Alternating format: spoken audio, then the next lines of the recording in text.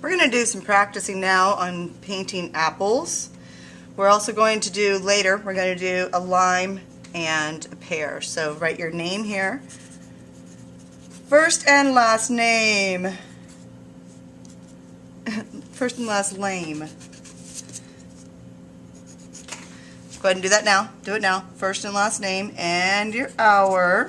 Go ahead, go ahead, go ahead. Do that now. And then I want you to watch the demonstration, and then I will play it all over again. Okay, so the sunshine up here in the corner, that is obviously to indicate where the light is coming from. So the light's hitting here, so this will be our lightest area here. So you are going to need green and red. I'm going to use a little bit of yellow on this, and then for the highlights at the end, we're going to use a teeny little bit of white. So go ahead and get your paint palette when you watch the second time. Put your paint palette and your paint brushes. Remember, you have to make sure that all the paint brushes at your desk are clean. And are you going to rinse out your paint palette after each class? No, Miss Littlefinger, we're not rinsing out the paint palette. Oh my gosh, you told us that. You told us not to, so we're not going to. So I've got my red and my green, and I'm not going to use my red or my yellow and my white just yet. Those are for highlights. So I'm going to go ahead and paint this very lightly with my red, so I get a nice base coat on there.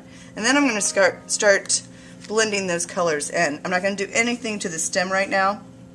This is the highlight on the apple, so I'm going to just go over it really thin. I'm going to go ahead and go over it really thin. The first coat of paint is called your base coat. You're not supposed to have a solid coat on the first time. That's just your base coat. So I'm going to go ahead and just paint the whole thing. I like to paint it first for a couple of reasons. One, of course, to get the base coat on, but also once that's wet, then blending my colors on top of it will be much easier. So I've done this light enough that I can see those guidelines through this coat of paint. Now I'm going to mix up my dark red.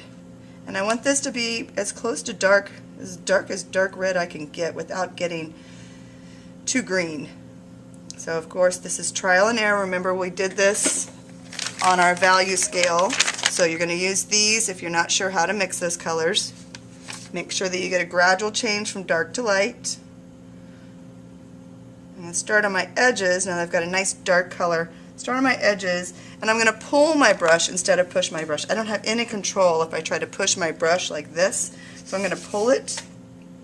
I'm going to do my darkest value on the outside edge.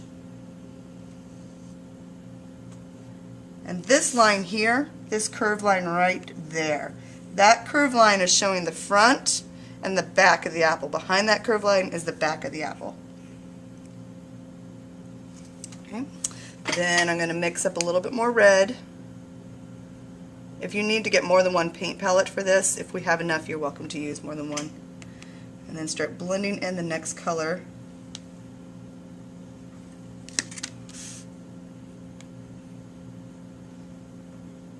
And if you notice, your apples have a little bit, they have some striation, saying that right, of dark and light. You can kind of see some lines in your original apple. It's also going to be really dark, my darkest value on the right hand side, just at the very edge, just to the very edge, and then it needs to lighten up quite a bit.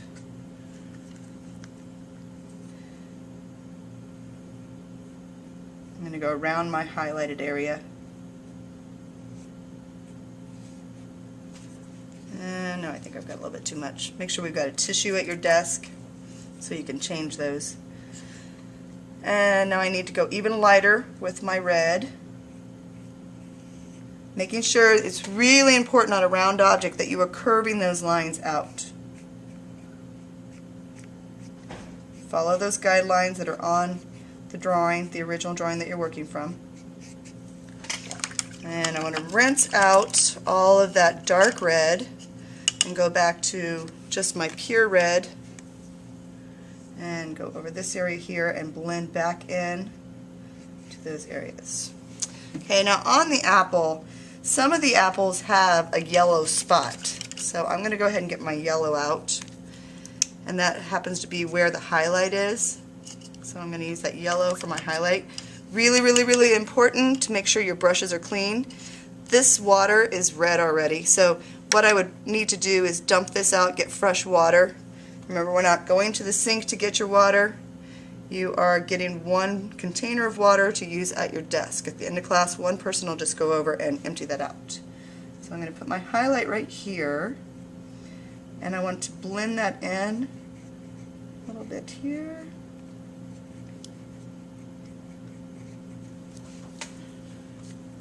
Some of the apples have a little bit of yellow coming out from the top here too. It's really wet, so I'm not able to get that over the top. I'd have to let that dry. For the stem, you're going to mix colors to get your brown. So I'm going to take my red. I'm going to take my darker red here, one of my darker reds, and mix just a little bit of yellow into it. See if I can get that to start turning brown for me. Mixing complementary colors will make a brown, but you don't want to have the same dark brown here up here, so you want to use different complementary colors. I'm going to try a little bit of orange and blue to get that brown. We're going to mix all of our colors from our primary and secondary colors. You can do this all from primary colors, the entire thing from primary colors and white, if you have the perfect red. That's the hardest thing to find, is the perfect red. If I have a red that's too warm, then it's going to make it orange. If I've got a red that's too cool, then it's going to make it violet. And I don't want either one of those. So make sure I've got a clean brush before I get any paint out. If there's a little gel on the top of your paint, then you probably need to close the lid and shut that back up. Alright, let's see if I mix the orange and the blue together, if I can get a nice brown. I need to use a separate spot to mix that up.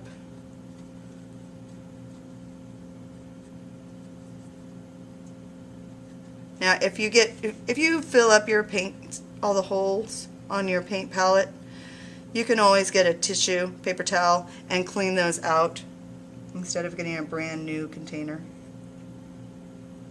I need a smaller brush for this too. But that's how you get the brown on that. Okay, then your final touch is to look for the really high key reflections. And on this, I'm just going to add some little dots of white. Not very much. I'm not mixing the white in with my paint. I'm just going to use a little bit here to show where the light would reflect. And that's it. L'apple. Okay, I'm going to play the video again. I want you to follow along with the directions and paint your best possible apple. Remember to keep it curved lines, go dark to light, and use your complementary colors to mix your colors.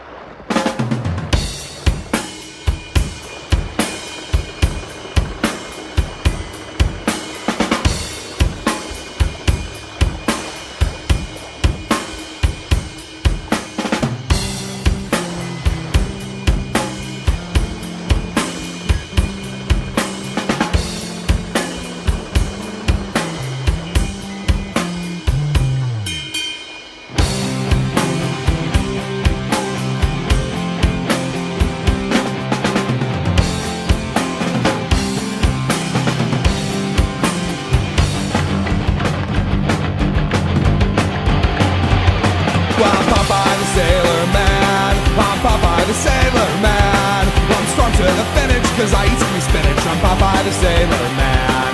I'm Popeye the Sailor Man. I'm Popeye the Sailor Man. I'm strong to the finish cause I eat some spinach. I'm Popeye the Sailor Man. I'm once out bazookas, which hates all belugas, waiting on me out and square. I bit some and bust some and always outrun some, and none of them gets nowhere. If anyone dashes to risk, hit this with pop and it's wham on a stand. So keep good behavior, that's your one lifesaver with Popeye the Sailor Man. Oh boy! He's Popeye the Sailor Man. He's Popeye the Sailor Man. He's strong to the finish cause he's just big. He's Popeye the Sailor Man.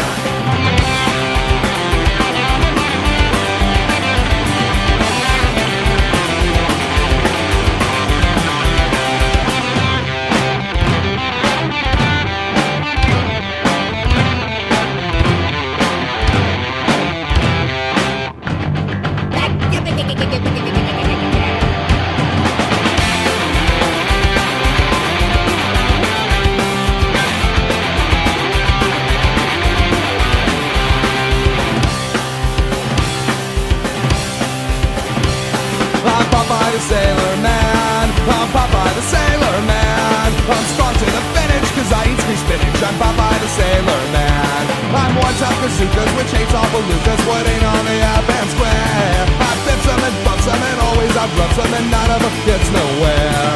If anyone dashes to risk me this, it's Bob and it's wham understand. So keep good behavior, that's your one lightsaber with Popeye the sailor man. Hey! Popeye the sailor man, he's Popeye the sailor man. He's strong to the finish cause he eats his spinach. Popeye the sailor man. I'm Popeye the sailor man. I'm Popeye the sailor man. I'm strong to the finish cause I eat me spinach. I'm Popeye the sailor man.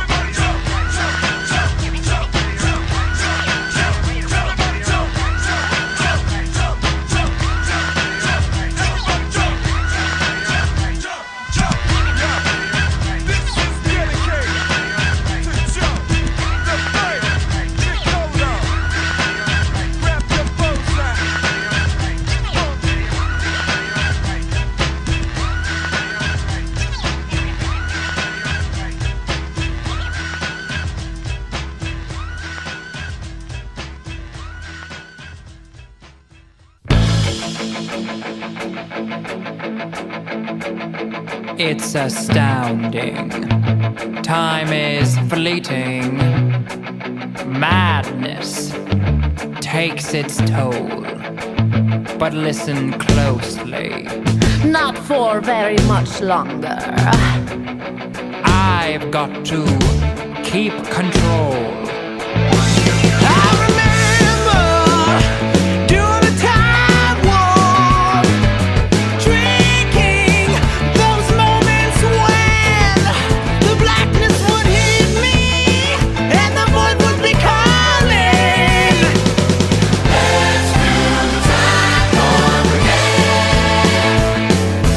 Let's do the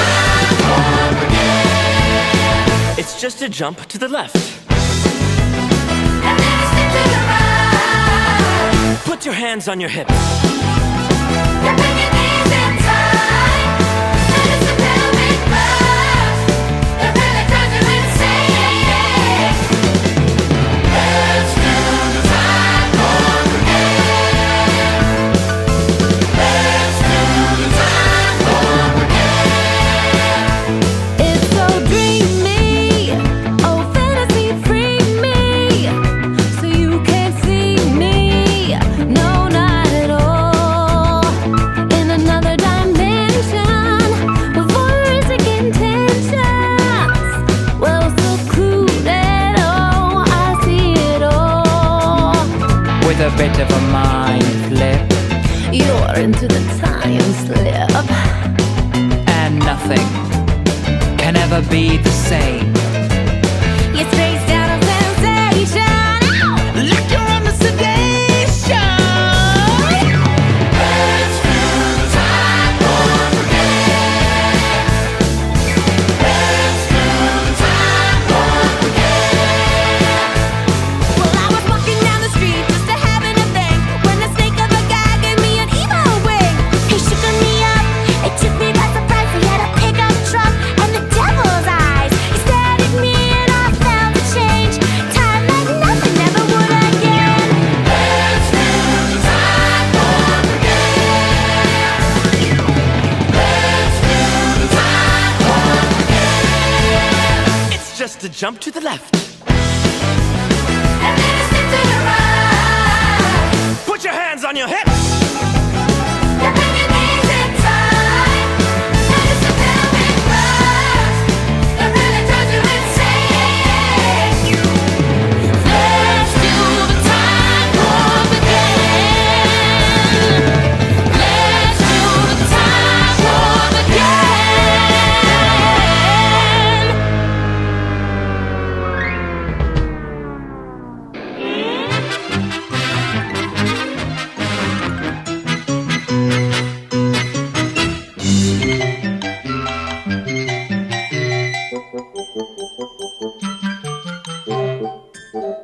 Thank you.